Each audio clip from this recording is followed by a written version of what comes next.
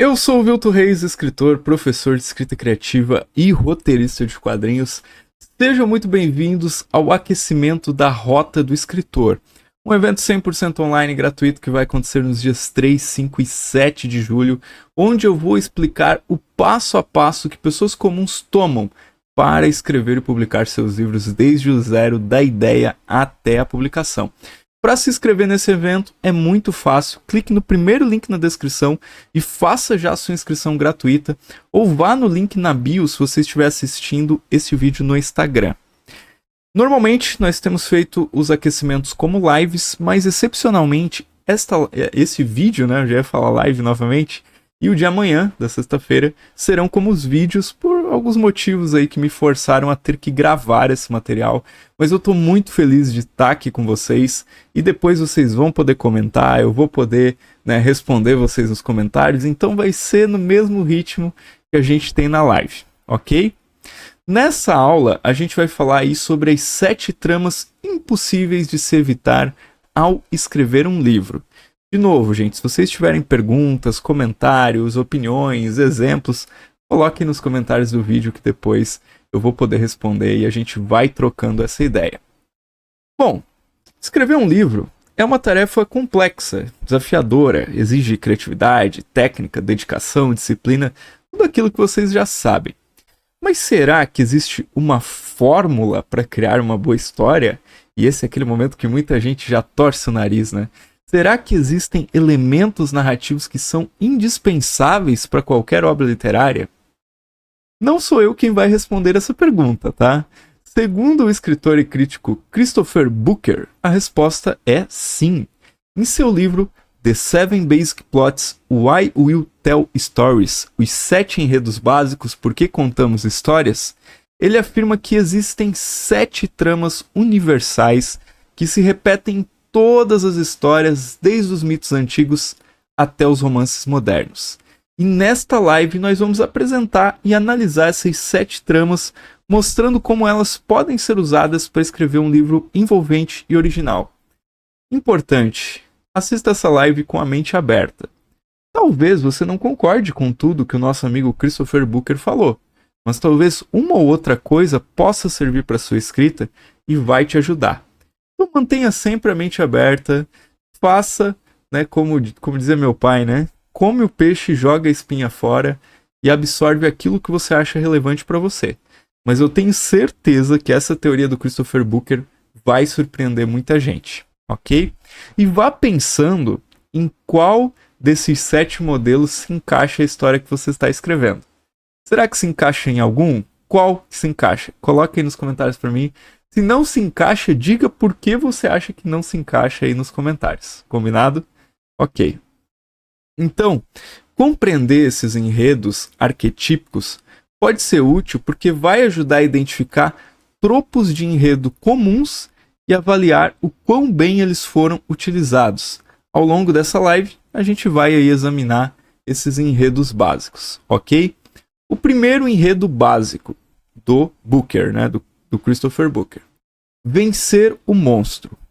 Uma das tramas mais clássicas e emocionantes é aquela em que o protagonista enfrenta um antagonista formidável que representa uma ameaça não apenas para si mesmo, mas também para o mundo em geral.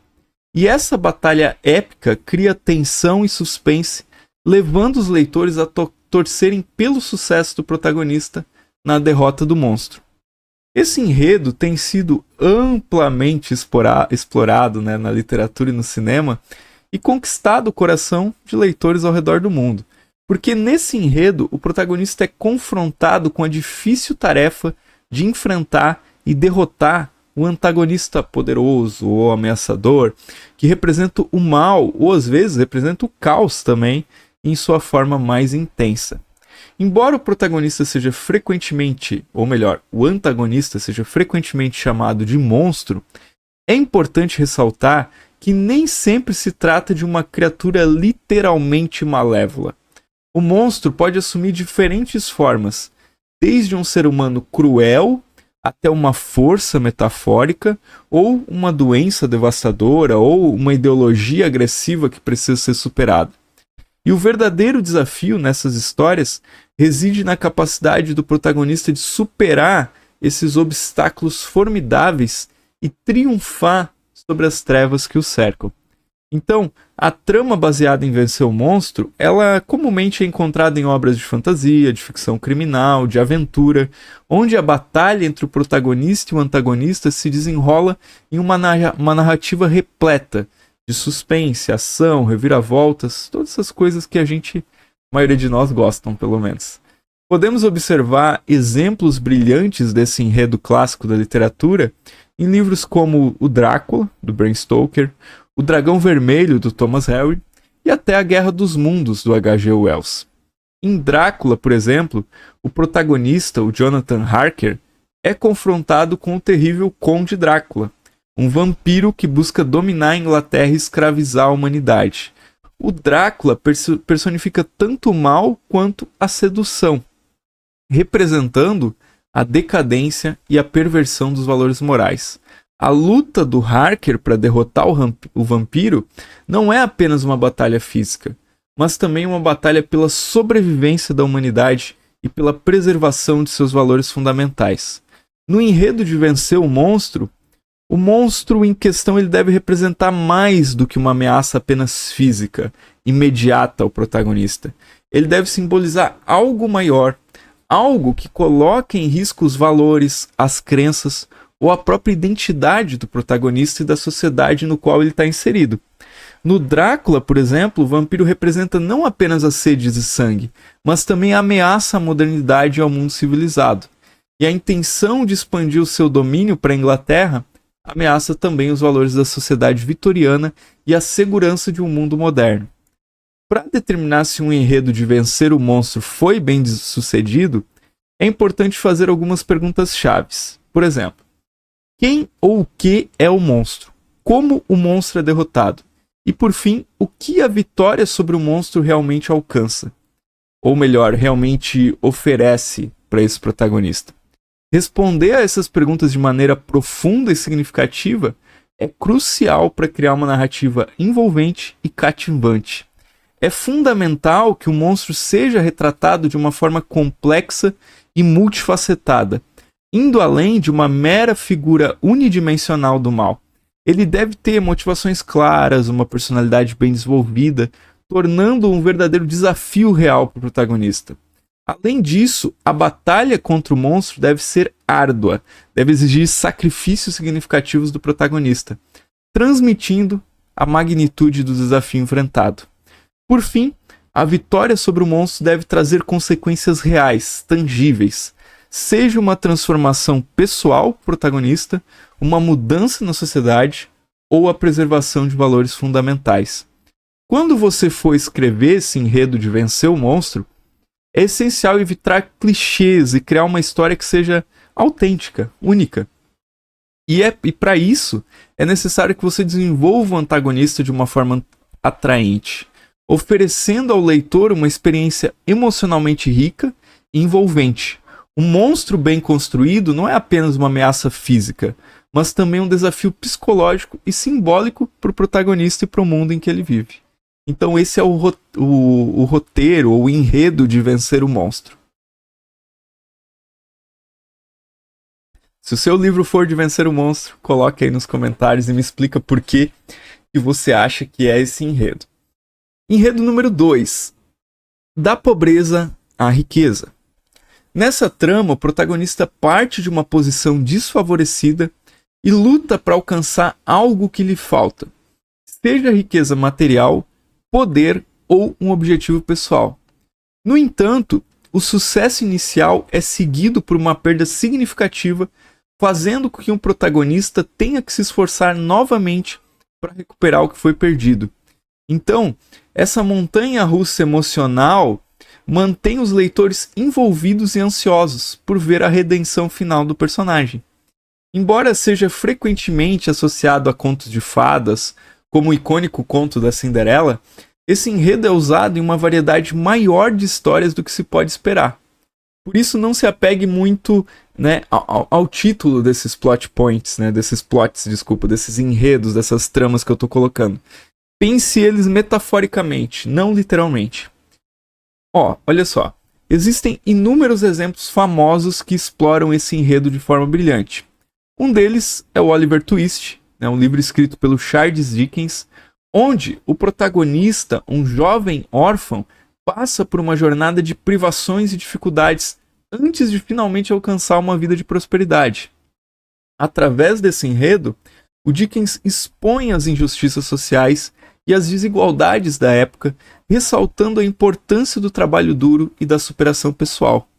Outro exemplo clássico da literatura inglesa que segue esse enredo é Jane Eyre, escrito pela Charlotte Brontë, onde a história retrata a vida da protagonista que enfrenta uma série de desafios e adversidades desde a sua infância, incluindo a falta de recursos financeiros e a ausência de amor e afeto.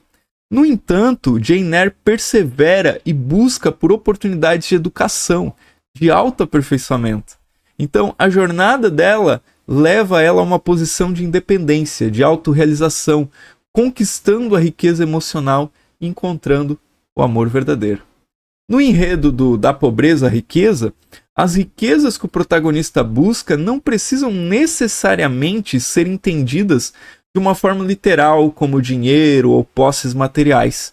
Em vez disso, podem representar qualquer coisa que o protagonista originalmente não possua, como riqueza emocional, liberdade, conhecimento, poder ou até mesmo conhecimento.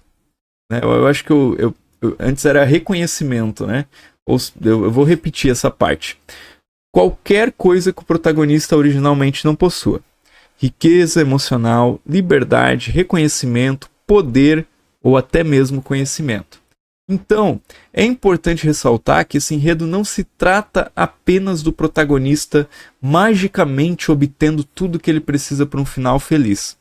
Pelo contrário, é necessário que existam desafios e obstáculos ao longo do caminho, permitindo que o protagonista cresça, amadureça, se adapte às suas novas riquezas com sucesso. Frequentemente, as riquezas iniciais são obtidas de uma forma que está além do controle direto do protagonista. Muitas vezes com a ajuda de um mentor, uma figura mágica ou uma série de eventos fortuitos. No entanto, o retorno final à riqueza e à felicidade é alcançado por meio da própria iniciativa e determinação do protagonista, que deve superar desafios, enfrentar conflitos internos e desenvolver habilidades essenciais para alcançar o sucesso. É fundamental que o escritor tenha introduzido conflitos e crescimentos dos personagens suficientes em sua história da pobreza à riqueza para tornar ela uma leitura satisfatória. Então, o protagonista deve enfrentar as adversidades significativas, adversidades, ao longo da sua jornada, lidando com questões internas e externas, superando os obstáculos e aprendendo valiosas lições ao longo do caminho. Em suma, o enredo da pobreza à riqueza oferece uma oportunidade fascinante para explorar a resiliência, a superação, o amadurecimento do protagonista. Por meio desse enredo, os escritores podem abordar temas como desigualdade social, redenção pessoal, perseverança e até autodescoberta. E ao criar uma história nesse estilo de trama, é possível inspirar os leitores, levando eles a acreditar que, mesmo diante de dificuldade e adversidade, é possível alcançar a riqueza e a felicidade por meio da determinação e do trabalho árduo. Então esse é o enredo, a trama do Da Pobreza à Riqueza. Número 3. A Busca. Esse é um enredo também, A Busca. Uma trama que atravessa gerações, como A Busca, é um tema que envolve o protagonista embarcando em uma jornada para encontrar um tesouro, um lugar ou outro objetivo de valor. Durante essa busca, o protagonista enfrenta uma série de desafios e obstáculos que testam a determinação e a coragem dele. A jornada em si se torna tão importante quanto o destino final, cativando os leitores ao longo do caminho. Embora as obras do Tolkien, como O Senhor dos Anéis, sejam exemplos mais conhecidos desse enredo, ele é amplamente utilizado em outras histórias notáveis. Um exemplo marcante desse tipo de enredo, que marcou muito a minha infância, é o livro A História Sem Fim, escrito pelo Michael Ende. Nessa história, o jovem, o Bastian Balthazar Bux, embarca em uma busca épica através do mundo da fantasia, que se chama fantasia, para salvar esse reino da destruição total. E ao longo da sua jornada, o Bastian enfrenta uma série de desafios e obstáculos, descobrindo o seu próprio papel nessa história mágica e aprendendo importantes lições sobre coragem, imaginação e responsabilidade. No enredo de A Busca, as apostas devem aumentar gradualmente à medida que a narrativa avança, criando um senso crescente de tensão e expectativa antes que o protagonista finalmente alcance aquele objetivo que ele estabeleceu para si. Além disso, os enredos de busca tendem a depender de um elenco de personagens secundários bem desenvolvidos. Esses personagens não apenas auxiliam o herói em sua busca, mas também enfrentam os seus próprios desafios e jornadas individuais, muitas vezes paralelas ou entrelaçadas com a do protagonista. Pense, se você já leu ou assistiu os filmes do Senhor dos Anéis, pense na Sociedade do Anel do Tolkien, onde cada membro tem as suas próprias motivações e obstáculos a superar. Portanto, certifique-se de que tenha cuidadosamente estabelecido a progressão dos obstáculos ao longo da jornada, e assim você vai aumentando a tensão e a emoção até o clímax. Além disso, garanta que os personagens secundários sejam desenvolvidos com atenção, proporcionando interações significativas e contribuindo para o desenvolvimento do protagonista e da trama geral. O enredo de A Busca oferece a oportunidade de criar uma narrativa rica em aventura, crescimento pessoal e descoberta, porque ao explorar temas como perseverança, amizade, autoconhecimento e a importância de lutar por um objetivo, você pode envolver os leitores em uma jornada emocionante e satisfatória. Enredo número 4. Viagem e retorno. Se antes era a busca, agora é viagem e retorno. Nessa trama clássica, presta bem atenção para você entender as diferenças aqui. Então, nessa trama clássica, o protagonista parte para um lugar desconhecido e estranho, enfrentando perigos e fazendo descobertas ao longo da jornada, ou do caminho. E a jornada é essencial para o crescimento e para o desenvolvimento do personagem. Mas, é aí que entra o mas. Eventualmente, o protagonista retorna para casa com uma compreensão mais profunda de si mesmo e do mundo que o cerca. Essa estrutura de narrativa oferece oportunidade para explorar diferentes culturas, valores e desafios pessoais. O enredo de viagem e retorno é uma variação do enredo de A Busca, mas com uma adição bem importante de acompanhar a jornada do protagonista de volta para casa. Embora compartilhe semelhanças com A Busca, a diferença fundamental é que a história não termina quando a busca é concluída, mas continua quando o protagonista enfrenta desafios adicionais para retornar ao seu ponto de partida. E aí existem diversos exemplos notáveis desse enredo. Entre eles, o livro As Aventuras de Alice no País das Maravilhas, escrito pelo Lewis Carroll. Nessa jornada incrível da Alice, ela embarca em uma jornada surreal, mágica, pelo País das Maravilhas, enfrentando personagens peculiares, desafios muito loucos, por assim dizer, ao longo do caminho. No entanto, a história... É aqui que está a diferença, tá, gente, do A Busca. A história não termina quando a Alice alcança o seu objetivo inicial, de encontrar o coelho branco, mas continua enquanto ela enfrenta obstáculos para poder retornar ao seu mundo normal. Outro exemplo é a história O Leão, a Feiticeira e o Guarda-Roupa, escrito por C.S. Lewis. Nessa obra, os quatro irmãos, o Peter, a Susan, o Edmund e a Lucy, eles descobrem um guarda-roupa mágico. Se eu não me engano, essa história é a segunda das Crônicas de Nárnia, tá? Eles encontram esse guarda-roupa mágico, onde eles enfrentam aventuras incríveis, uma batalha entre o bem e o mal. Uma coisa bem maniqueísta do Lewis que eu não gosto muito, tá? Eu sei que tem gente que gosta. Eu gosto de uma coisa mais cinzenta, assim, com mais nuances, né? E eles derrotam, depois dessa batalha, a Feiticeira Branca, mas continuam à medida que eles enfrentam desafios para retornar ao mundo real. Assim como no A Busca, o enredo de viagem e retorno exige uma construção adequada da ação, um aumento gradual da tensão durante a jornada e a introdução de desafios adicionais à medida que o protagonista busca voltar para casa. Então, é importante destacar que as cenas mais dramáticas não devem ser concentradas apenas na primeira metade, a metade da viagem, porque isso pode interromper o fluxo e a estrutura da história. É fundamental lembrar que o retorno não significa simplesmente voltar ao status quo do início da história. O protagonista deve ser transformado pela jornada, seja fisicamente, mentalmente, emocionalmente ou até socialmente, né? E deve trazer consigo um novo conhecimento ou habilidade adquirido durante a viagem. E essa transformação é essencial para criar um arco narrativo satisfatório e um impacto que fique na mente do leitor. Portanto, quando você for desenvolver um enredo de viagem e retorno, certifique-se de equilibrar tanto a jornada, provavelmente até o meio da história, o fim dela, quanto o retorno, dando atenção aos desafios enfrentados pelo protagonista em ambos os aspectos da história.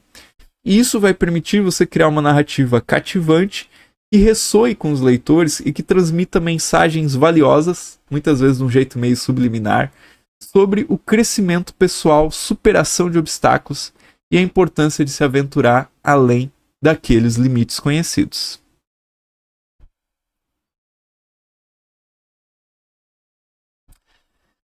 O enredo número 5 é o da comédia, tá? Nem todas as histórias precisam ser repletas de drama e de tensão. A trama da comédia às vezes se concentra em eventos leves, confusos e muitas vezes hilariantes que levam ao final feliz. Aliás, eu não sei se você sabe disso, mas o que diferenciava uma história de final triste de final feliz no teatro antigo, da época dos gregos e tal, e durante muitos séculos, né, é que a tragédia terminava com um final trágico, triste, e a comédia terminava com um final feliz. Por isso que aquela história do Dante Alighieri, os 3 livros lá, é a Divina Comédia. Alguém vai pegar o livro e vai dizer, poxa, mas eu não dei risada. Não, é uma comédia porque termina com um final feliz, e daí Divina é a brincadeira ali do Dante Alighieri, né, com o título. Então, essa trama da comédia é perfeita para criar momentos de alívio cômico, explorar situações absurdas e mostrar o lado mais divertido da vida. Os leitores podem se identificar com os personagens e se alegrar com os desfechos positivos. O termo comédia aqui, de novo, né, se refere a uma história que não é apenas engraçada, mas que também segue uma estrutura específica que visa provocar o riso e o divertimento do leitor ou do espectador. Então não é aquela coisa da explosão do riso, mas é uma coisa que a situação pode ser engraçada. Então, os personagens nesse enredo passam por uma série de eventos, erros ou problemas cada vez mais bizarros, absurdos ou inesperados. E esses eventos costumam ser causados por enganos, coincidências, disfarces, identidades trocadas ou até situações embaraçosas. Os personagens se envolvem em confusões e conflitos que geram humor e que geram ironia. Então, por fim, os mal entendidos da história, eles são resolvidos em um momento final, onde tudo é explicado, onde tudo é revelado. Em A Comédia dos Erros, uma peça do Shakespeare, por exemplo, os personagens descobrem que os eventos estranhos recentes foram causados pela presença de 2 pares de gêmeos entre eles, que foram separados no nascimento e que se reencontraram sem saber. O Shakespeare produziu muitas das histórias clássicas de comédias, mas outros exemplos que a gente poderia citar são O Diário de Bridget Jones, de Ellen Fielding, onde a protagonista é uma mulher solteira e atrapalhada que narra em seu diário suas tentativas de encontrar o amor e melhorar a sua vida. E ela se envolve em situações cômicas e românticas com 2 homens diferentes, o Daniel Cleaver e o seu chefe charmoso e infiel, né, que é seu chefe charmoso e infiel, e o Mark Darcy, né, um advogado sério, reservado. Esse é um exemplo. A Princesa Prometida, de S. Morgenstern, tem como protagonista desse livro a Buttercup, uma camponesa que se apaixona por Wesley, um empregado da sua fazenda. Eles são separados quando Wesley parte para buscar fortuna e é dado como morto por piratas. E anos depois, a Buttercup é prometida em casamento ao príncipe Humperdinck. Até os nomes já são engraçados, né? Mas é sequestrada por um trio de criminosos contratados pelo próprio príncipe. E ela é resgatada por um misterioso pirata chamado Roberts, que na verdade é o Wesley disfarçado. Então, enredos de comédia deve terminar em uma resolução que esclareça a confusão que ocorreu anteriormente. E os seus finais geralmente também são felizes. No entanto, embora essas histórias sejam geralmente leves e divertidas, lembre-se de que os desafios e conflitos são tão importantes aqui quanto em qualquer outra narrativa. Eles devem criar tensão e interesse na história, além de servir como fonte de humor. Embora esse enredo dependa do ridículo e do surreal, esses elementos devem ser equilibrados com circunstâncias mais mundanas e mais cotidianas. É importante ter esse equilíbrio em mente ao escrever essas histórias, porque esse equilíbrio ajuda a gente a criar contraste e verossimilhança na narrativa. O leitor, ele deve se identificar com os personagens e suas situações, mesmo que elas sejam exageradas ou fantásticas. Então esse é o enredo da comédia. E o da tragédia? Vamos falar sobre ele, é o número 6. A trama da tragédia envolve um protagonista com uma falha ou característica central que o leva à ruína ou à catástrofe. É uma trama poderosa que explora as complexidades da natureza humana, bem como as consequências das escolhas e ações. Embora seja uma trama desafiadora, ela pode proporcionar uma experiência emocionalmente impactante para os seus leitores. Então, o enredo de tragédia é, na verdade, o oposto da comédia, como eu já tinha dado uma palhinha antes, né? Nesse enredo, o protagonista tem uma queda dramática e irreversível que o leva da infelicidade ou do sucesso para a felicidade ou fracasso. E ele sofre dificuldades crescentes devido às suas decisões equivocadas ou à sua falha de caráter que o impedem de evitar o destino trágico. Algumas tragédias famosas são Romeu e Julieta, do Shakespeare, onde os protagonistas são dois jovens apaixonados que pertencem a famílias rivais e eles se casam em segredo, mas são separados por uma série de desencontros e mal-entendidos e eles acabam se suicidando, acreditando que o outro está morto, né? Aquele final trágico de Romeu e Julieta. Ou, outro exemplo, né, o Retrato de Dorian Gray, do Oscar Wilde. O protagonista é um homem belo, rico, que faz um pacto para manter a sua aparência jovem, imaculada. E ele entrega a sua alma a um retrato que envelhece e se deforma em seu lugar. Então, por causa disso, ele esbanja, né, uma vida de vícios e crimes até que ele decide se redimir. Porém, ao tentar destruir o retrato, ele acaba se matando. Embora esse enredo dependa de um erro central ou falha de caráter do protagonista, é importante lembrar que ele não precisa ser antipático ou vilanesco. Na verdade, um protagonista com o qual o leitor possa se identificar ou se compadecer tem mais chances de evocar a resposta emocional na qual as tragédias se baseiam.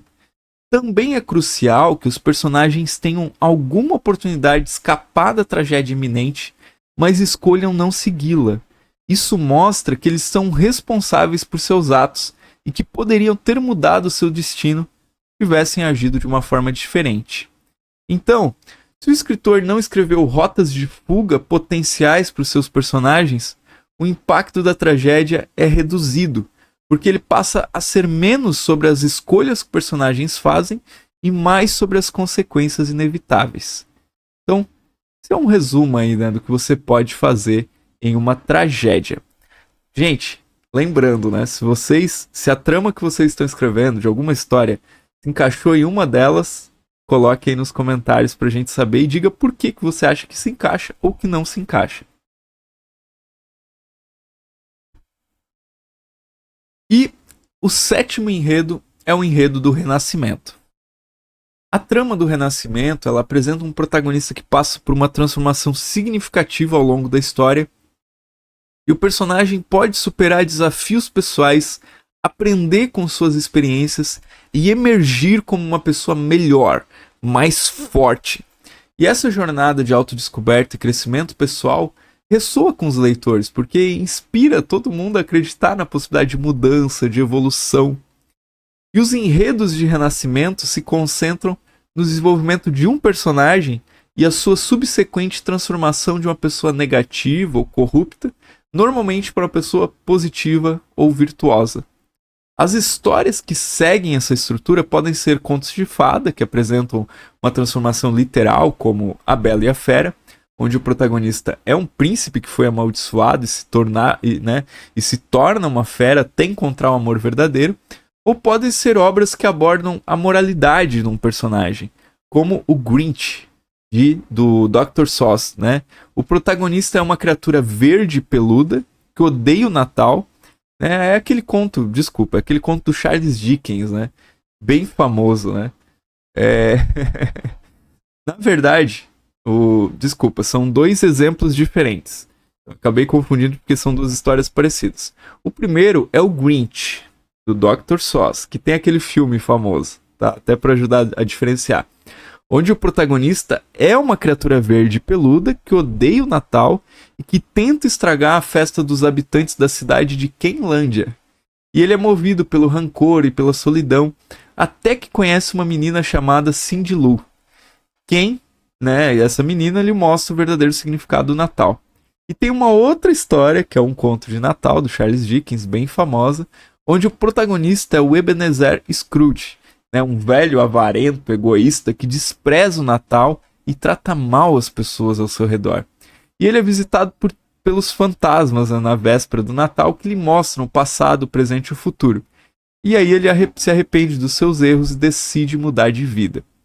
No início da história, nesse tipo de trama de renascimento, o protagonista ele é movido, afetado por uma força negativa, um poder ou uma crença que o impede de ser feliz ou bondoso. Em seguida, ele enfrenta vários contratempos na sua jornada em direção à redenção, como ceder à tentação ou lutar com as escolhas que precisa fazer. Eles também recebem alguma ajuda ou influência positiva que os encoraja a mudar. No final, o desfecho é feliz, mas esse resultado deve depender do protagonista escolher conscientemente mudar para melhor. Então, ele deve demonstrar a sua nova atitude e comportamento por meio das suas ações e palavras. Então, essa é a trama aí do Renascimento. Conclusão, assim, o que eu posso finalizar, depois de falar dessas tramas? É claro que você vai encontrar algumas histórias que contêm elementos de muitos dos 7 enredos básicos misturados, e você nunca deve forçar o seu trabalho a se encaixar em um único molde narrativo. Mas saber o que esperar de cada um desses enredos comuns pode ajudar você a avaliar melhor o livro que você está escrevendo.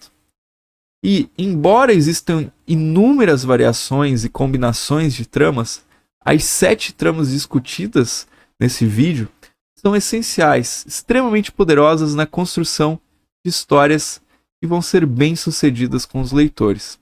Ao escrever um livro, os autores podem se inspirar nessas tramas clássicas e adaptá-las para criar narrativas envolventes e impactantes.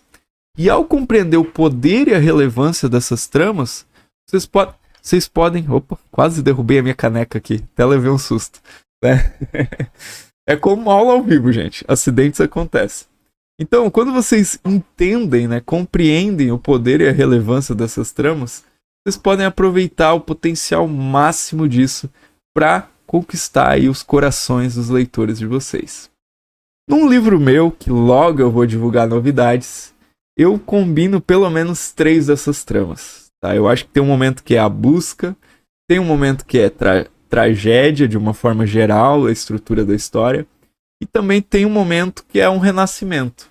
Então é uma combinação dessas 3 tramas que eu vejo no livro que em breve eu vou contar mais novidades para vocês. Continuem acompanhando aqui e seguindo o canal. Então, esse foi o nosso vídeo de hoje, um vídeo de aquecimento que vai culminar na Rota do Escritor, uma série de 3 aulas especiais, onde eu vou falar de todos os passos que você precisa da ideia à publicação para escrever e publicar um livro.